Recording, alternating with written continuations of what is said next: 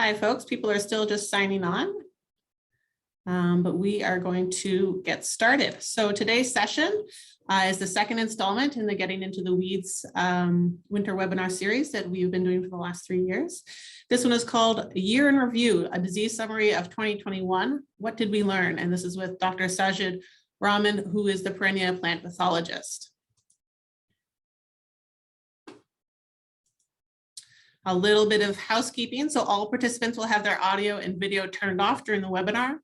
Please make sure that the name displayed on Zoom matches your pesticide license name. If you needed to change that, you just right click on your picture and then scroll down to the bottom and you can change your name.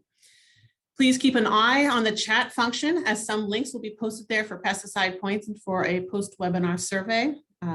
I will post the link for the pesticide credits here in just a minute. Please ask questions. So if you'd like to ask a question, please use the Q&A feature at the bottom of your screen. The webinar has been broken into several sections by crop type. So there's a vegetable section and a berry section. So I'll be monitoring the Q&A, and at the end of each section, we'll pause for questions. And then at the end, we will also do more questions. So question away, very welcome. Perennia's vision: Nova Scotia is a recognized world leader in producing innovative, environmentally responsible, safe food of impeccable quality. Perennia's mission is supporting growth, transformation, and economic development in Nova Scotia's agriculture, seafood, and food and beverage sectors. Perennia is a multifaceted company servicing food and beverage producers from field to fork. This workshop is the second session of the third season of our winter webinar series, Getting Into the Weeds, hosted by our agricultural services team. Sessions like these are part of our extension program. We develop workshops and other trainings, as well as offer production advice, in-field disease and pest identification, management advice, help addressing emerging and critical industry issues, and help producers be environmentally and economically sustainable. Part of Ag Services also includes our field research team. We offer comprehensive trial and research support on contract. Our company has grown quite a bit in the last few years. Our food safety team helps producers and processors meet their food safety goals through training and on-site assessments. Our product development team has been doing some really neat things with businesses in Nova Scotia, assisting them in creating new products, fine-tuning processes, improving shelf life, and so forth. Recently, Perennial launched the Food and Beverage Business Accelerator program called FABA, with the goal to support Nova Scotia producers and food and beverage processors in increasing revenues and profits by assisting them in getting more products successfully to market, as well as opening new markets for current and new producers. You can check out our website for more information. Perennia has also started offering some lab services. We have a plant health lab that is working with the grape and small fruit industries to do virus testing. The most recent addition to the Perennial lab team is in-house plant pathology services that use classical and molecular techniques to diagnose plant diseases. We also have a cannabis lab in Truro that provides analytical services. In the last few years, we have also expanded our mandate into the fisheries sector, and so we have undertaken initiatives in this area in food safety, product development, and so forth. Check out our website for more details. This session is worth 1 pesticide point. To get credit for this session, each participant needs to be watching from their own device. Your Zoom name should be the name on your pesticide license. I will post a link in the chat here shortly. Please visit this link and fill out your name, address, and pesticide certificate number. You must print the screen before submitting done and submit that printed copy when you apply to renew your certification. If you can't figure out how the survey works, email your favorite perennial specialist and they will try to assist you. For those CCAs out there, you can scan the QR code here to sign in. It will also be posted at the end of the session. So this session is a year in review with Dr. Sergeant Raymond. Dr. Sergeant Raymond is originally from Pakistan and graduated with his PhD from Wageningen University in the Netherlands in 2008. He's worked on numerous pests and diseases, including nematodes, verticillium wilt, and powdery mildew and leaf rust disease of barley. He has been a plant pathologist with Perennia since 2019. He works closely with other Perennia specialists to provide plant pathology services across the agriculture industry. The 2021 growing season was a good growing season in many ways, but presented a few challenges related to how much precipitation we got.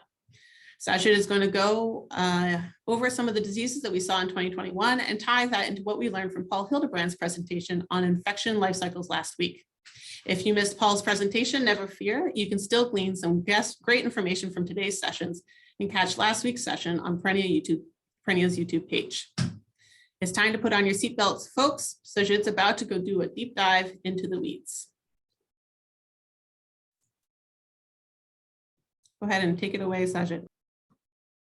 Yes, me again. So I will just going to during this presentation, I will be going over the season, what was different this season as compared to the last season, and what we saw, why we saw, and how we can manage if the same temperature and precipitation regime will be in the next year.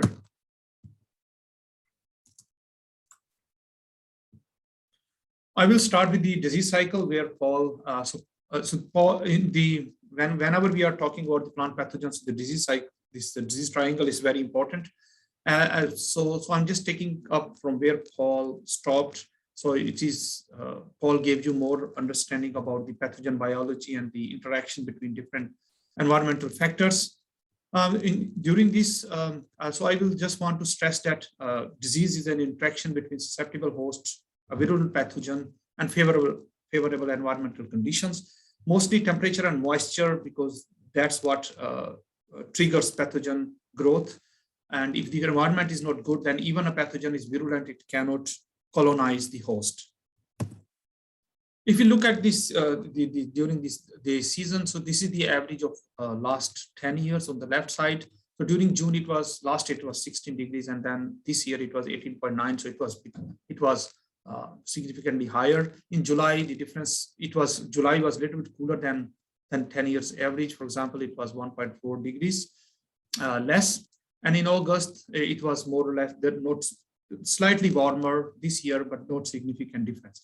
But differences are more clear when we look in terms of base 5 and 10 degrees. So in this table, I have highlighted for 2021. So you can see the base 5 and base 10 averages are higher than 18, 19, 20, and even for the last 5 and 10 years average. So this year was significant in terms of temperature. And in terms of precipitation in June, we had less precipitation than 10 years average, but in July and August, it was significantly higher than 10 years precipitation. So keeping this in context, we expected more diseases this year. Just to decipher the relationship between temperature and leaf wetness, I took this table. This is a Miller's table, which we use to forecast apple scab. So I've highlighted with the red triangle. So if the temperature, for example, if it is 17 to 23 degrees, it only needs 6 hours of wetness, and the pathogen can enter and colonize the plant, and the lesion will be visible after 9 to 10 days. But if the temperature will be lower and it needs longer wetness period, and vice versa. This year, it was hot and humid weather in 2021, and it promoted disease development. So in 2020, I received 94 samples in total from all the crops. And in 2021, I received 193 samples, which was double than the last year. And it is partly due to, we had a lot of hot and humid weather. So this part this will just show you that how much sample of which commodity I received. So vegetables were the highest, strawberry, followed by strawberry, apples, and ornamentals, and then I have few samples from blueberries, field crops, and grapes. I will be now. I have split this presentation into different sections. So I will be starting with vegetables, and then I will follow it with berries, and then apples, and then other crops. So I will be starting with the vegetables. So this year, I will start with the Downy Mildew of Curcubits. This is the most important disease of Curcubits around the world. It can infect cucumber, melon, squash, pumpkin, and watermelons. It's common. It's common in eastern United States, but it has never been observed in Nova Scotia, and this is the first year that we observed in August in 2021. This pathogen cannot withstand frost of Nova Scotia, and so the source of inoculum is windborne. Mostly, it's from eastern United States, and if there will be greenhouse cucurbits when the crop is not in the field, then they can also act as a green bridge towards the next growing season. This pathogen has a latency period of 4 to 12 days, depending on temperature or humidity. What it means is that if the temperature is favorable, then it needs less number of days to produce symptoms. It requires 2 hours of free moisture for sporangia to release zoospores, which I show you in a minute. Optimal temperature is 15 to 20 degrees, which we have in July, August this year. This pathogen has 2 subgroups, clade 1 and clade 2, and they are specialized. There is a further host plant specialization in clade 1, watermelon, pumpkin, and squash. And in clade 2, the pathogens, the isolates in clade 2, it can infect cucumber and cantaloupe specifically. Cucumber varieties are resistant to clade 1 isolates, but there is no resistance currently available against clade 2 isolates.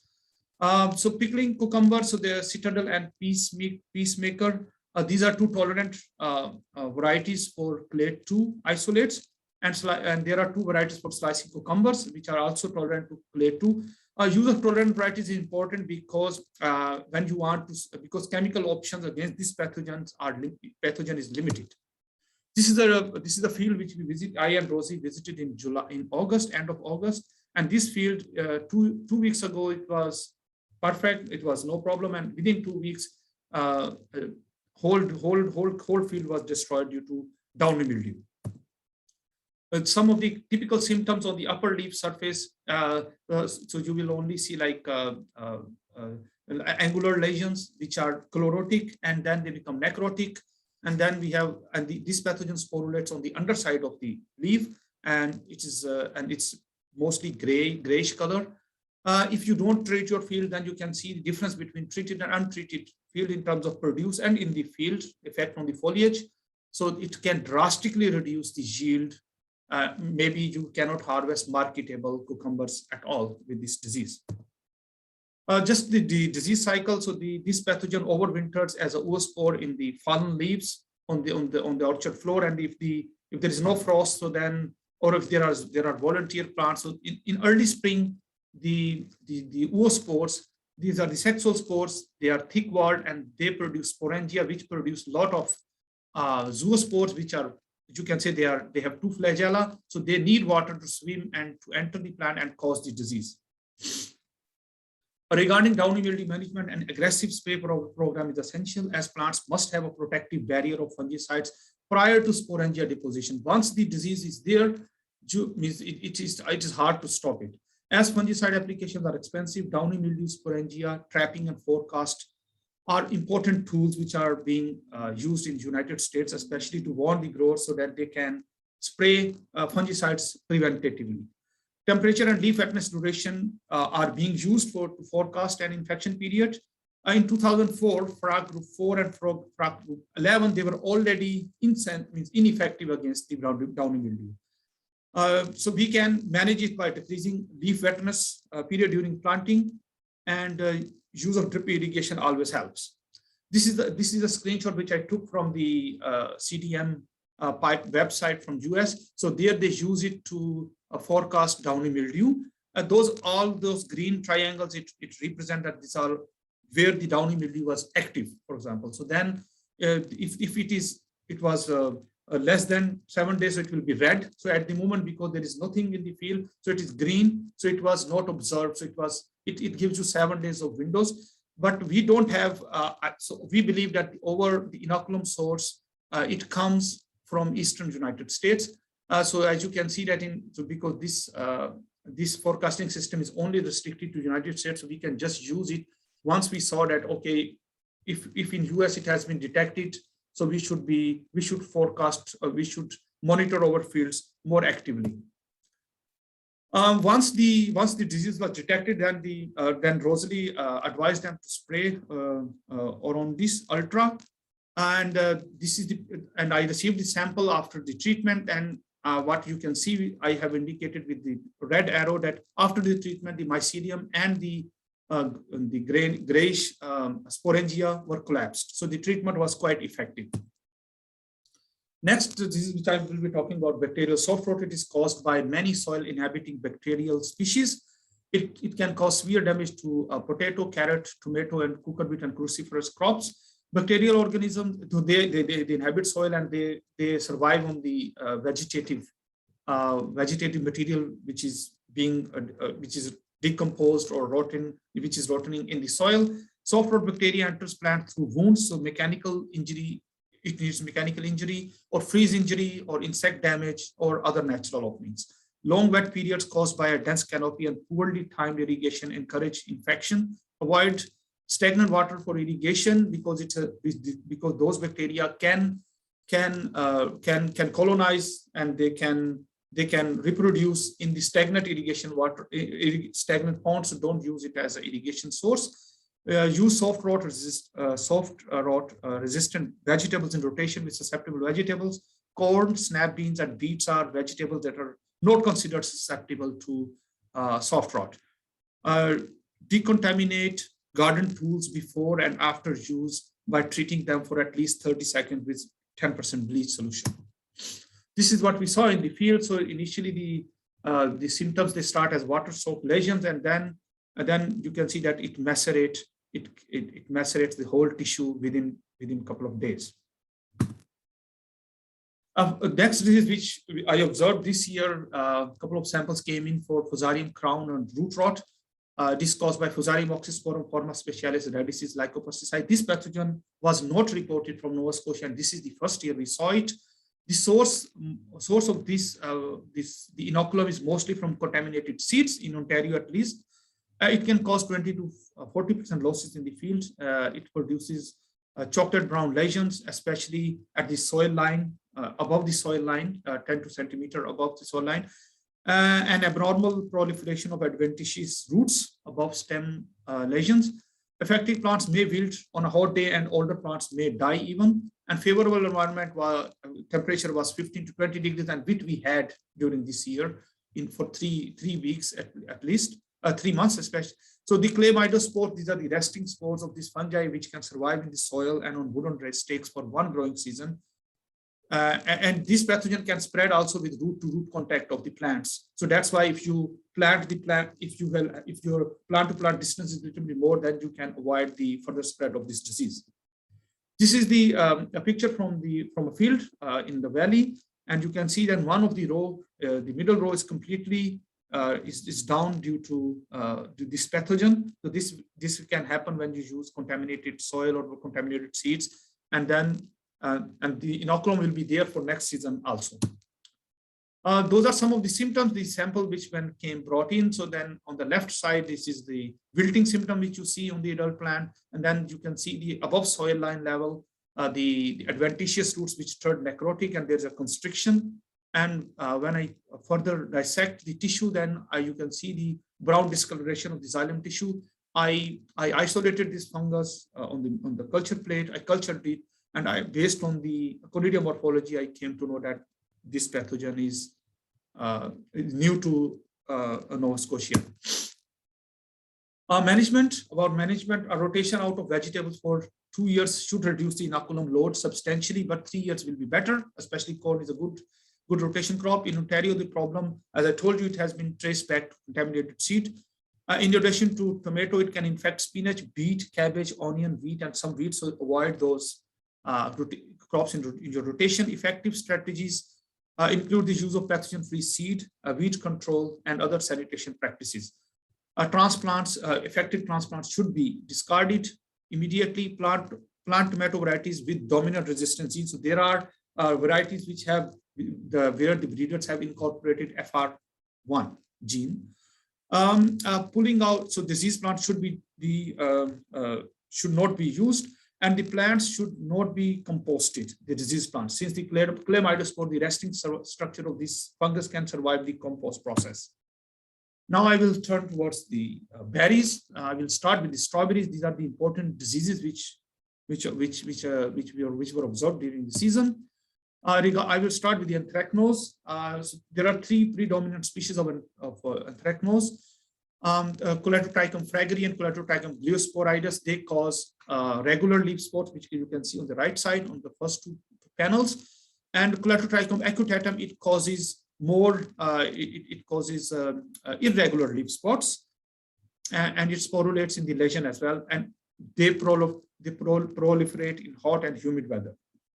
These are some of the symptoms of the petioles and runners. The lesions are reddish and sunken, and then the girdle by time, and you can also notice the pink or salmon colored sporulation on the runners and petioles. On the crown, the affected plant wilts, and it can be confused with verticillium. And then if you cut open the crown longitudinally, you will see a reddish discoloration of the crown, which is an indication that this plant has been affected by anthracnose. Symptoms of the fruits are very pronounced. They start with the water-soaked brownish lesion, and later it turns necrotic and it mummifies. So the berries, the lesions still remain firm, and by time when if the weather is hot and humid, then you will see blackish or salmon pink-like fruiting structure in the lesion. Cultural control to contain this pathogen, because the conidia are produced in a slimy matrix, so they cannot be just transferred from one plant to the other one. They cannot be dispersed. Splashing water is needed, or human activity is needed for spore dissemination. So less spread of the fungus in the fields with mulching. If you have mulched the field, then there is a less chance that there will be a splashing effect. Then in the fields which have bare soil, use of drip irrigation helps compared to overhead sprinkler irrigation, because with overhead sprinkler irrigation, you have splashing effect, and then the spore can be dispersed. If you want to irrigate and in the early hours around 4 o'clock, for example, because plants will be wet with the dew naturally, and then during the daytime, the plants will have the time to dry. The canopy will be dry. Higher plant density also reduces splashing effect, but do not over fertilize, because you will use more fertilizer, there will be lush green growth, and it will invite other pathogens also. Do not work while field is wet, and wash the field equipment, boots and hands before changing the fields. These are just the efficacy of some of the fungicides. There has been resistance against, we think there is a resistance against pristine and other product, but we don't have conclusive evidence, and more research is needed in this respect. Angular leaf spot on the right side, this is the typical symptom of angular leaf spot, a window paning effect. When you will put this leaf and look through behind under the sun, then you will see opaque, translucent lesion. This is a characteristic symptom, and it is more restricted by the veins. It is angular, and the more advanced stages are on the left side, where the leaves they just turn necrotic and die. Management of angular leaf spot: use clean plants from a certified nursery. It is impossible to eradicate the disease from a field once it has become established. The disease is often associated with wet conditions following frost protection in spring. During dry periods, excessive irrigation should be avoided. Weeds should be kept to a minimum to help in good air movement and faster drying of the canopy. Avoid movement of equipment and workers through a field when the foliage is wet, since this will help to spread the bacteria. Avoid over fertilization, as the bacteria thrive in lush green growth, especially when you apply a lot of nitrogen. Just continuation of the management: early season spray of copper for control of common leaf spot may also control angular leaf spots to some extent, and Tivanu can be also effective, but their efficacy is limited. Sprays should be applied during early flower development to protect the caps. Copper should not be applied when the temperature is above 25 degrees, because it can cause phytotoxicity. Spray applications are not necessary during dry periods and can be saved for protection during wet periods. Good spray coverage of the foliage is essential, since the bacteria infect the under surface of the leaves. So drop nozzles are recommended for spraying. Next, this is crown rot. On the left side, you can see what it can do with the plant, and then especially low-lying areas in the field which have poor drainage, plants they just wilt. And if you cut open the crown longitudinally, you will notice a dark brown discoloration of the crown. It requires a warm period and prolonged wetness to cause infection. High temperature and water stress also enhances disease development. The youngest leaves turn bluish green and often wilt suddenly. Wilting spread to entire plant. Eventually, the affected plants remain stunted. The source of inoculum is oospores, which can persist in soil or infected plants. And then, because this, as I told you, that the oospores, they produce zoospores, which are motile, and they need free water to move. A disease become more severe between flowering and harvesting. About management, use clean planting stock from certified nursery. Plant resistant cultivars. We don't know the varieties which we are using here. What is the resistance level against ground rot? Provide adequate drainage. Phosphorus is effective. The pathogen can contaminate pond. So if you irrigate and then that water goes to flows into a pond, so then you can spread the disease and the water will be contaminated. And then if you will use it, then the plants will be affected. We observed crown rot early in season this year, but after the fungicide treatment, its progress remained checked. Regarding blueberries, so mummyberry is the most important disease. It is called by Monolingual, vaccinii coriumbosi. It's an important disease of blueberries, both high and low bush blueberries. Losses due to shoot blight, flower cluster blight, and fruit mummification. This pathogen has synchronized its life cycle. Its spore only releases ascospores release with the bud break. So that's why the early varieties, they are specifically susceptible to this pathogen. We are using mummyberry forecast system, which was developed by Paul Hildebrand and Rick Dalbridge, based on temperature and moisture, and based on if temperature and leaf wetness fall within the critical period, then we also we monitor this pathogen, and also in addition to temperature and leaf wetness, we also take into account the bud stage. So if, for example, treatments are recommended when 40% of the buds, at least, they have reached F2 or V2 stage. If the weather remains dry, ascospores will not be released, and further infection cannot be caused. Propiconazole,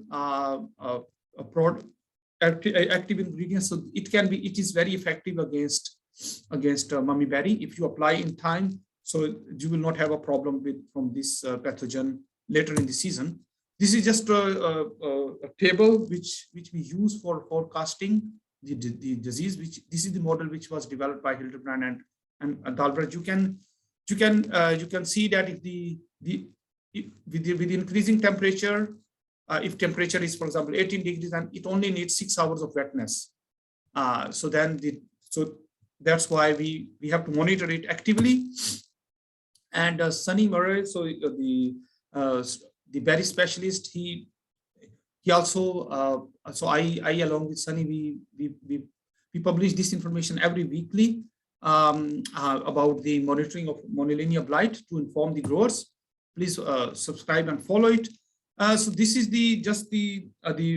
what during this season. So we started the monitoring from April 21st, and you can see underneath what stage of the epithelial cups were. So if they are open, then they will release spores. So the early varieties were already sensitive on April 28th. So because so the blue bar is for early maturity varieties, orange is for mid maturity varieties, and gray is for the late maturity varieties. And you can see that if you are planting the late maturity varieties, you will have most of the varieties, they will escape the infection.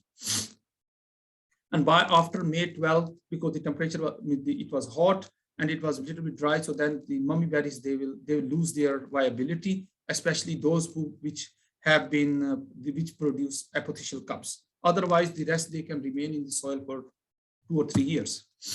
So this is one of the example where this is the early variety on May 26. We already saw the symptoms. You can see the grayish growth of the mycelium, and this is the flower shoot blight.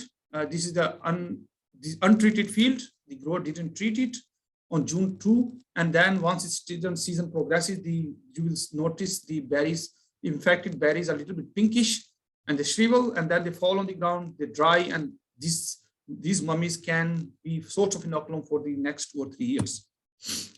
Cane proprietors on raspberries. this pathogen can survive as sclerotia as indicated in those pictures with the white arrows. And this can, on prima canes, so this can serve as inoculum. When spring will come, it will sporulate, produce mycelium and spores and infect.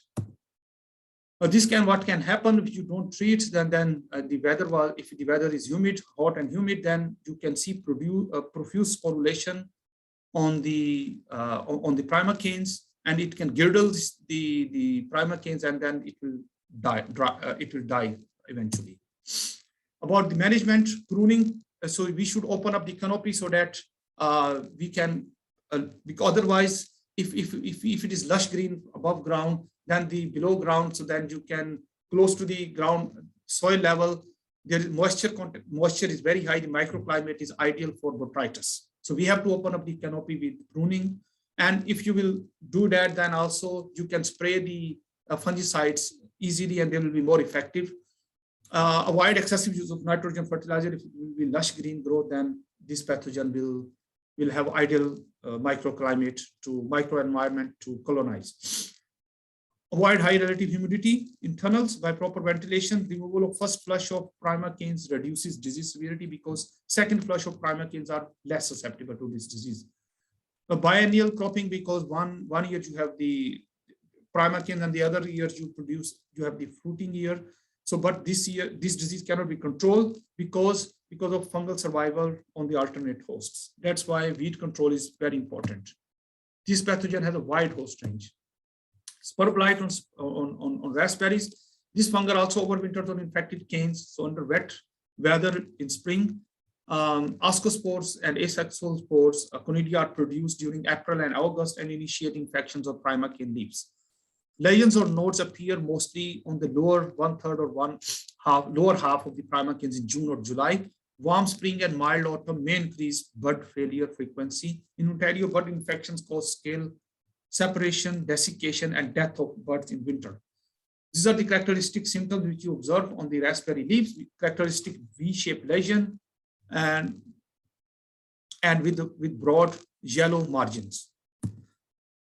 On the prima canes, this fungus you can specifically see it is around the buds. It will kill the buds eventually. Management with spore blights, rigorous pruning to control the number of canes in a row. So better aeration. So if you can dry up the canopy due to pruning, it will help. Infected flora canes should be removed completely to avoid overwintering inoculum. Removal of first flush of prima canes reduces disease severity because leaves on replacement canes remain resistant for a longer period of time. This year was bad on low bush blueberries, especially regarding leaf rust.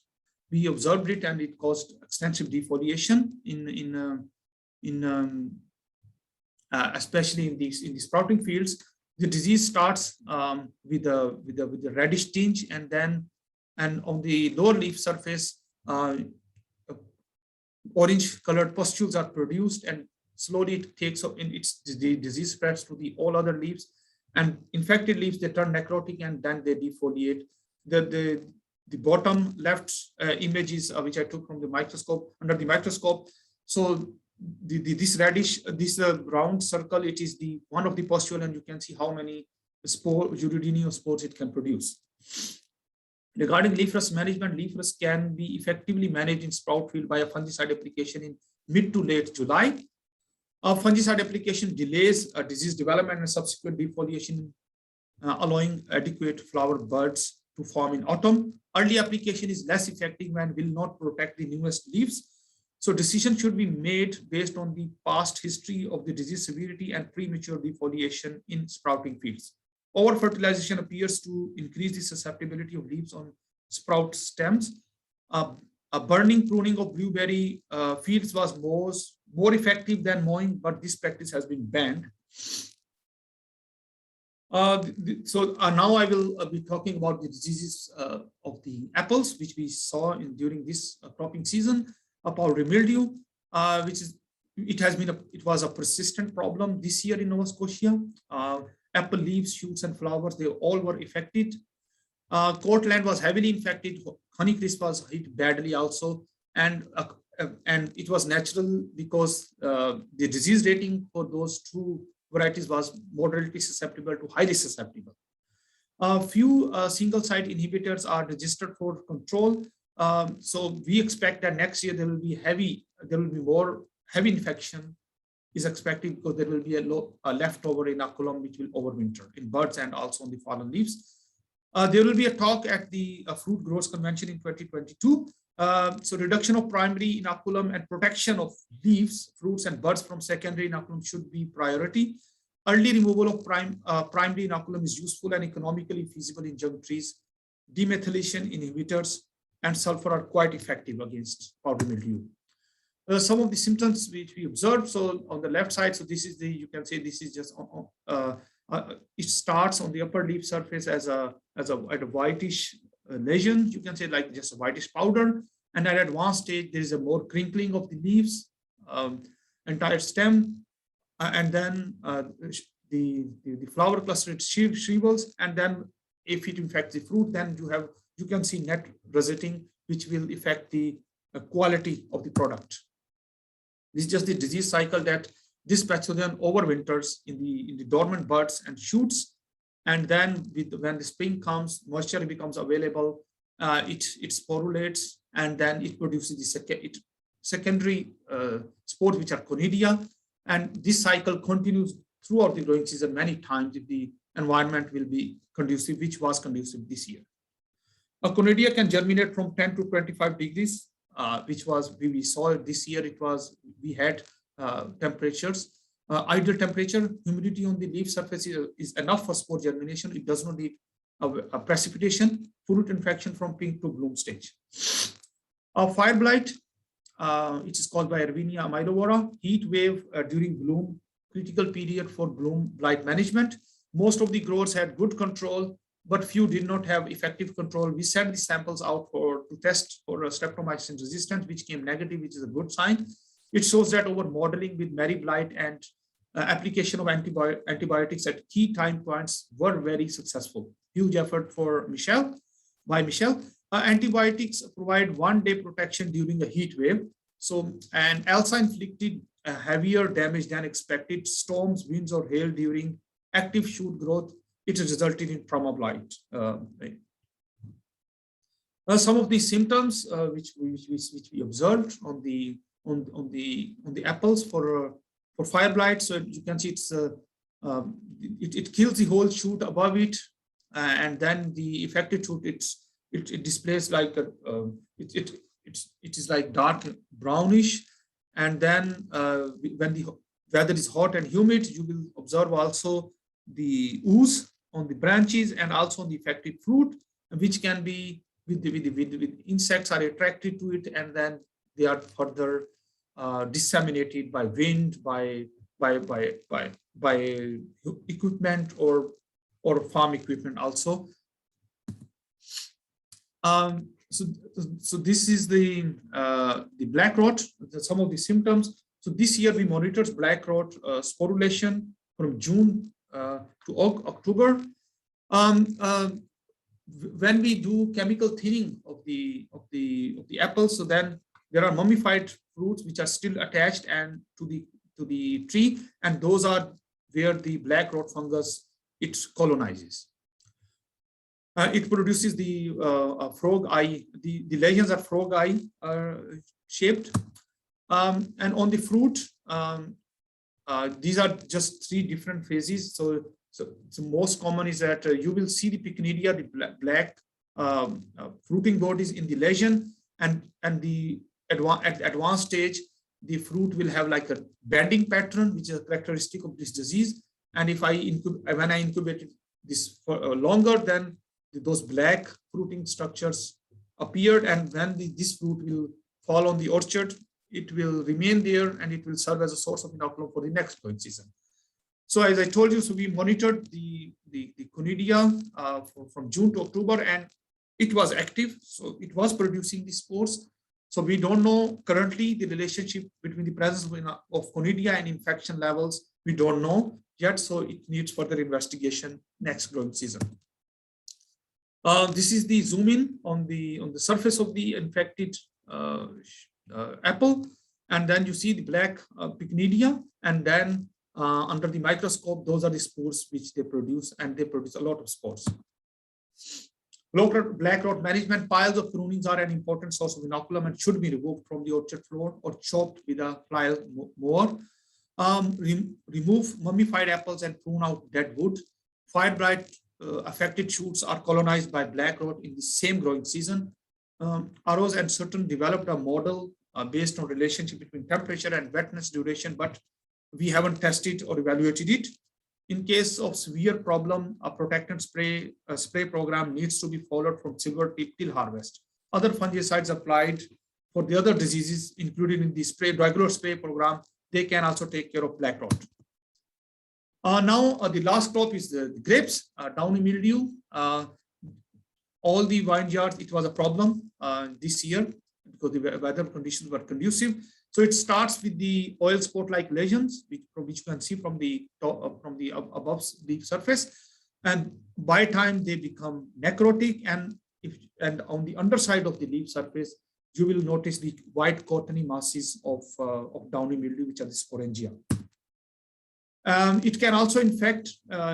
It can cause gray rot of pedicel and rachis, and whitish sporulation is very evident if the weather is hot and humid on the young grapes, and on top and the most right panel, it is a dull gray green color of Downy mildew infected berries of white culture. Downy mildew management. Because moisture favors development of Downy mildew, vineyards should be established on sites with well-drained soils and good air movement. Canopy management practices that promote rapid drying of leaves, inflorescences, and berries will help to reduce disease development and spread. Mulches applied in early spring may restrict the spread of oospores from the decomposed leaves to the young grapevines.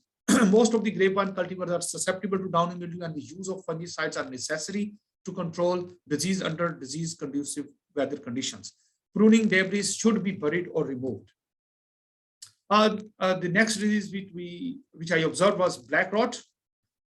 These are different symptoms at different stages. It starts with as a creamy colored lesions on the fruit, on the leaves, on the above surface, and then those lesions they turn reddish brown, and by time, if the conditions remain suitable, then the lesions they enlarge, and then the black pimple-like fruiting bodies become visible.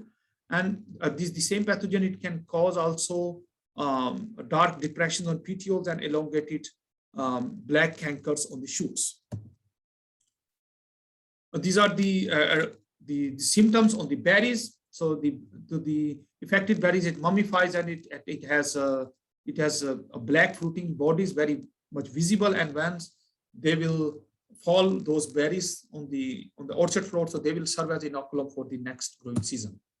Black rot management. Sanitation is the first line of defense and can affect the efficacy of fungicide spray program. In organic production system, maintaining sanitation is even more important to keep the disease pressure below economic threshold. Removal of mummified fruit from the floor of vineyard during dormant pruning is the minimal sanitation practice which we can practice.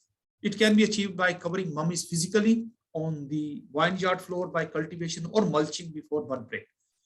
Disease canes should be pruned and removed or destroyed from the vineyard. Fungicide protection should be concentrated when the berries are highly susceptible to infection, that is from bloom until 4 to 6 weeks later, depending on cultivar and weather. Lime sulfur application before bud break can reduce pycnidial inoculum from diseased canes retained during pruning. I want to make a difference between powdery mildew and downy mildew. Powdery mildew, as you can see on your left side, on the top left panel, this disease is a more like powder-like. If you will touch it, you will feel the powder, and it is not restricted by veins. It can cover the whole leaf. In contrary, downy mildew on the right panel, it produces a more cottony mycelium, and it is on the lower leaf surface, and it is and the lesions are restricted by the veins. The lower panel, it is those are the black resting structure for the powdery mildew, and the infected berries grapes are just covered with the white powder. Just to show you a difference between so it is very important to identify the disease and then to do the treatment. So as you can see, for example, there's a misconception that if you will spray for powdery mildew, it will also control downy mildew. It is not correct. With the red arrows, I have indicated the group 7 and group 3. So you can see, for example, Cantus, it has 0 efficacy in downy mildew, but it is very effective against powdery mildew. Similarly, it holds for Fungicide. So it is good for downy mildew, but it's not good for powdery mildew. Lunar tranquility, also same thing. It is not effective against downy mildew, but is effective against powdery mildew. That's why proper disease diagnosis and use of correct products are important. Just to conclude my talk, so prevention is better than cure. So we should be active, and please subscribe and follow blog posts on strawberries, blueberries, apples, vegetables, and grapes, which are developed. A lot of effort is put by my colleagues, and they keep an eye on the weather. They see the forecast of the diseases, and they put the information on their blog posts at critical times. They send also, if you subscribe, they also send the alarm, like alarming emails, like when, if it is possible, like when that you can treat your crop immediately. Downy mildew of cucurbits is in Nova Scotia, and we will monitor it. Hopefully next year the weather will not be conducive, and this pathogen cannot survive the frosts of Nova Scotia. This season was conducive to diseases because of a higher precipitation and suitable temperature regime during June, July, and August. Fungicide resistance to anthracnose, for example, and powdery mildew should be investigated, because powdery mildew, in case of apples, it was terrible this season, and we think there is a resistant development, but it needs further investigation. And use of clean planting material is very important if you want to avoid problems in your crop. Sanitation is very important, because you can reduce the source of initial inoculum, and it can save money, and also you will have better quality produce in the next growing season. Thank you for your attention. If you will have any questions, I have listed here a number of resources, and if you will have any questions, you can email or you can ask now. Thank you for your attention.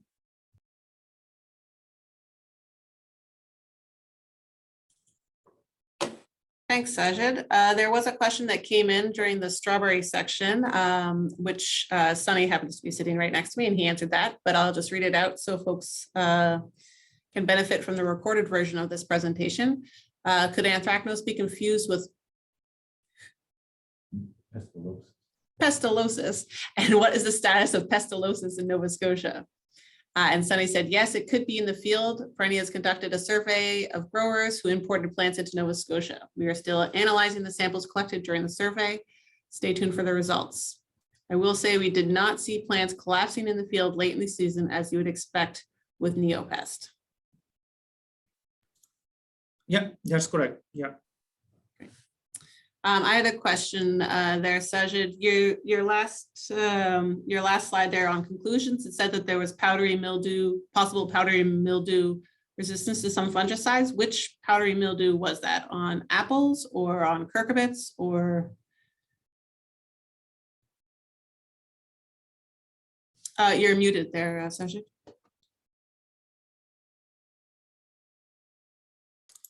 Yeah, especially, for example, powdery mildew of apples, we had a lot of problem this whole growing season. But in general, you know, it is these are single site inhibitors, and I think it's worthwhile to check a couple of isolates, and we can do it easily with based on just DNA sequencing if we have. But I was more referring to apples, but I don't know about other crops. Maybe in vegetable also we have a problem. I don't know. I wouldn't say necessarily in vegetables.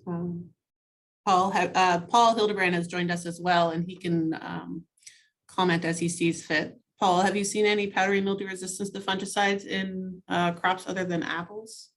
No, I haven't. So nothing that's suspected. Which is great. If other folks have questions, you can put them either into the chat or into the Q&A. maybe Sajid, you could explain what you meant by single site inhibitors? But those are the, so they have for example, group 3, group 7, and group 11. So they have, they target specifically a protein in the pathogen.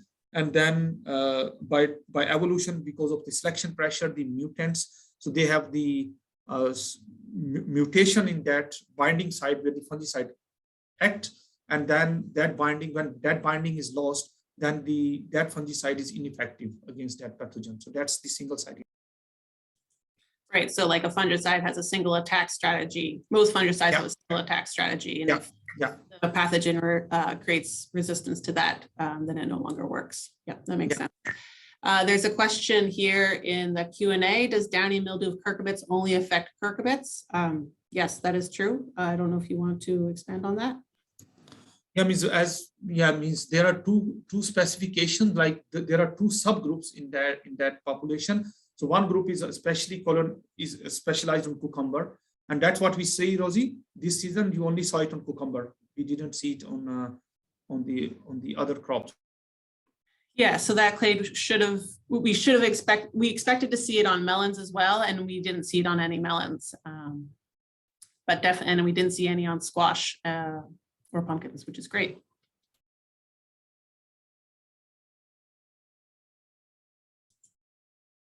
And just to clarify, that does blow up. That will not overwinter in Nova Scotia unless it gets into greenhouses, which we would not expect to see. So the expectation is that we won't get Downy mildew and Curcubits next year, but we will be watching that map that Sajid showed that shows Downy mildew coming up through the eastern seaboard in the US. But you know, we got it this year, first time we've had it in Nova Scotia. So the hope is that we won't get it next year. But the important thing is that if we do get it, a lot of growers don't have spray tracks in their Curcubit fields. And if you don't have spray tracks in your Curcubit fields, you're either going to be driving over crop to be putting on a fungicide, or you're just not going to put one on.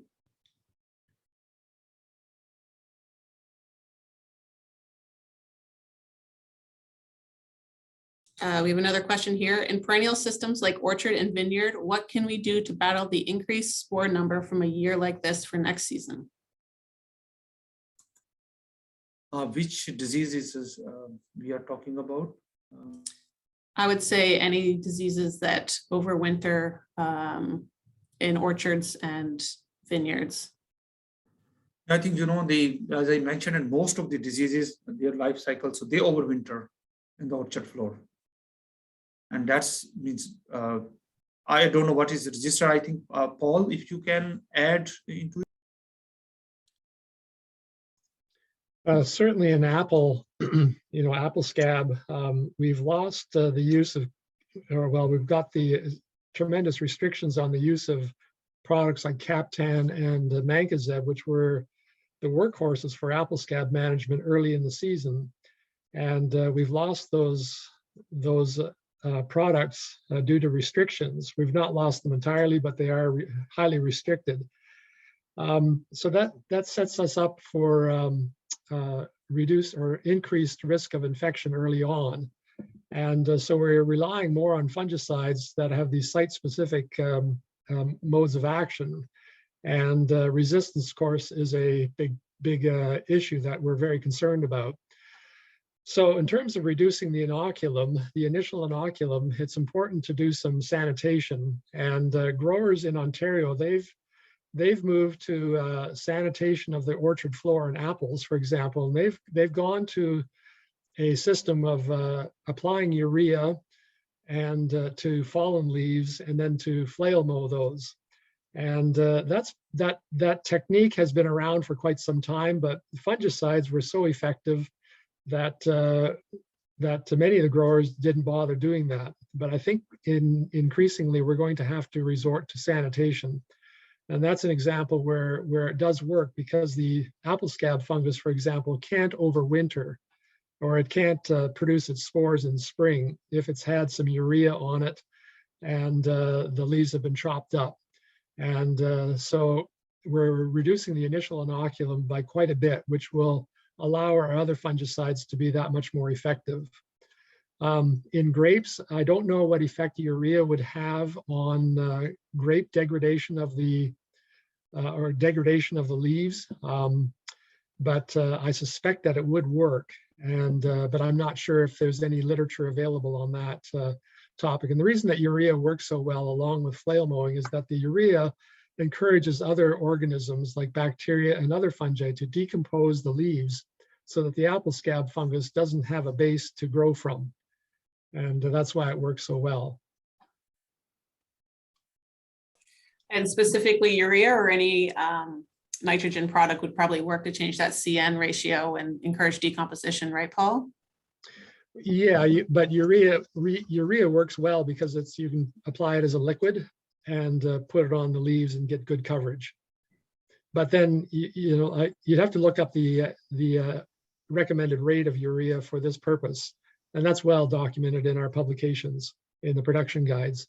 And I don't know what the rate is right offhand, but it does work quite effectively.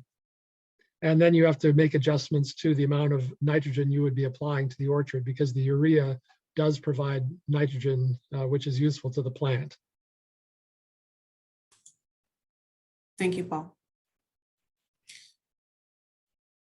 There's a question here. What kind of early detection systems being used in these situations and how does it affect organic farmers? Do you want to clarify on what species or what pest cycle you're talking about, Abby?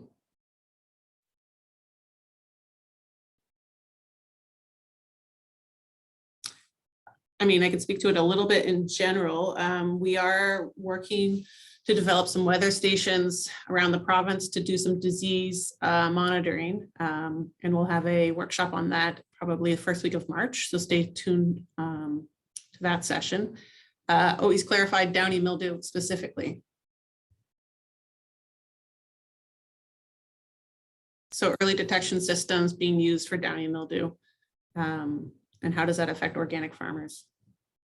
So it is for the vineyards, Rosie? Not clear. Which crop, Abby? Could be greenhouse. In Curcubits?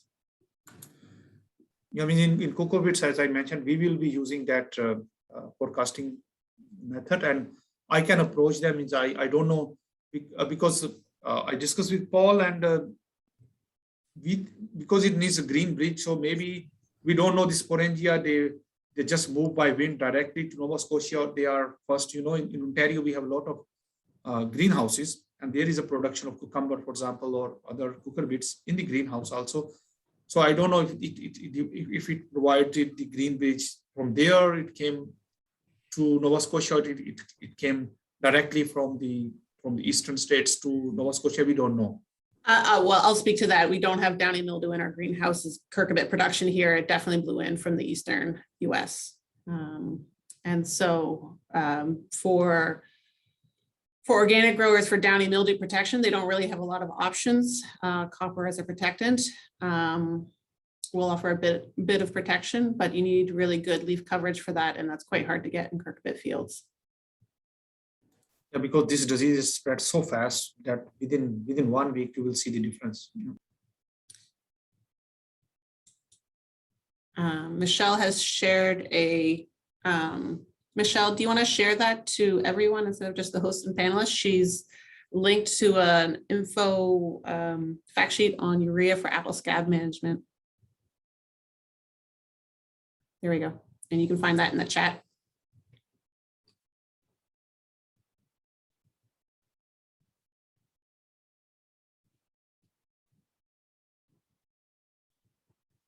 Great. I think that might be all the questions, unless there are any more.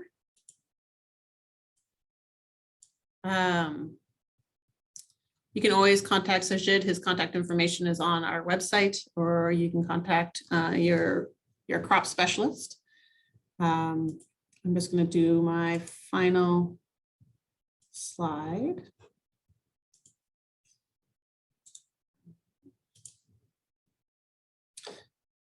So thank you very much, Sajid, and thank you to Paul for chiming in here. The survey for the post-workshop survey has been posted in the chat.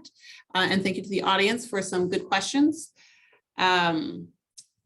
So should you wish to revisit this content again, we will be posting the recording from the session on the Perennial YouTube page. Once it's posted, all registrants will be emailed a link, as well as a link will be sent out in the Root Perennials biweekly horticulture e-newsletter.